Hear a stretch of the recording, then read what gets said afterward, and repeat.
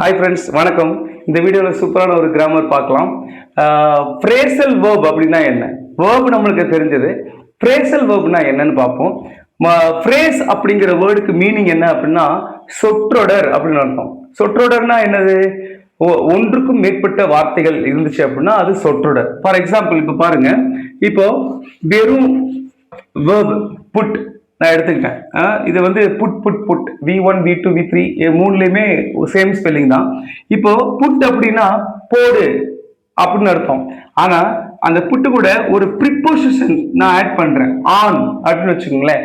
Put on அப்படின்னு சொல்லும் பொழுது இதோட மீனிங் வேற, அணிந்து கொள் அப்படின்னு அர்த்தம். இப்ப பாருங்க, I have put on a blue shirt அப்படின்னா நான் ஒரு ப்ளூ ஷர்ட் அணிந்திருக்கிறேன் அப்படின்னு அர்த்தம்.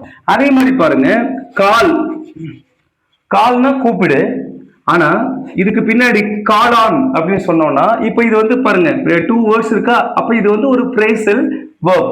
இதோடைய மீனிங் வேற. கால் ஆன் அப்படின்னா விசிட் அப்படின்னு அர்த்தம். சரிங்களா? இதையும் நான் எழுதிடுறேன்.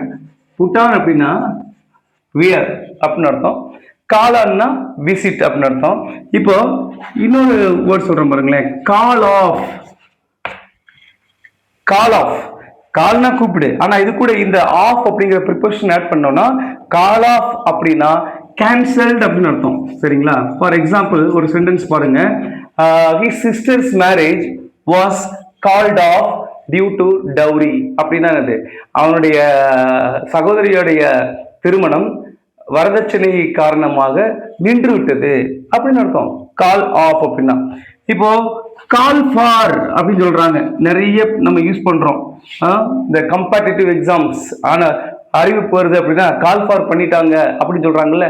கால் ஃபார்னா என்ன மீனிங்? கால் ஃபார் அப்படின்னா டிமாண்ட் அப்படின்னு அர்த்தம். சரிங்களா? இப்ப இதுக்கு வேலைக்கு வந்து இந்த தேவை இருக்கு, அதனால அதுக்கு வந்து கால் ஃபார் வந்திருக்கு அப்படின்னு சொல்றோம் இல்லையா? சோ கால் ஃபார்னா டிமாண்ட் ஒரு மீனிங் இருக்கு.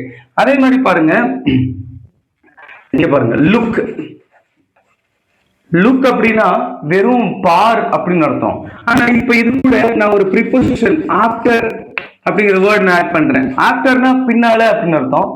லுக்னா பாரு, இப்ப பின்னால பாரு அப்படிங்கிற மீனிங் கிடையாது. லுக் ஆஃப்டர் அப்படின்னா டேக் கேர் அப்படிங்கிற மீனிங் இருக்கு. சரிங்களா? டேக் கேர், கவனித்துக்கொள். For example, I am looking after my children. நான் என்னுடைய குழந்தைகளை நான் பார்த்துக்கிட்டு இருக்கேன்.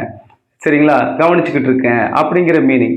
ஸோ இவ்வளோதான் ஃப்ரேசல் வேர்ப்னா இவ்வளோதான். இது மாதிரி இதுக்கு வந்து ஆக்சுவலா என்னன்னா, இதுக்கு டைரக்ட் மீனிங் நம்ம எடுக்கக்கூடாது. இந்த ஃப்ரேசல் வேர்ப்ஸுக்கெல்லாம் மீனிங்ஸ் நம்ம படிக்கணும்.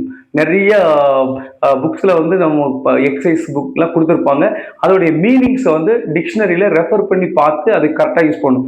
இதை கொஞ்சம் தப்பா நம்ம யூஸ் பண்ணுறோம்னு வச்சுங்களேன். இப்போ காலானுக்கு பதிலாக காலா போட்டோம்னு வச்சுங்களேன், இட் வில் பிகம் ரெடிகுலஸ், ரொம்ப காமெடியா மாறிடும். சரிங்களா? ஸோ கரெக்டாக யூஸ் பண்ணணும். அதுதான் வந்து ஃப்ரேசல் வேர்ப்.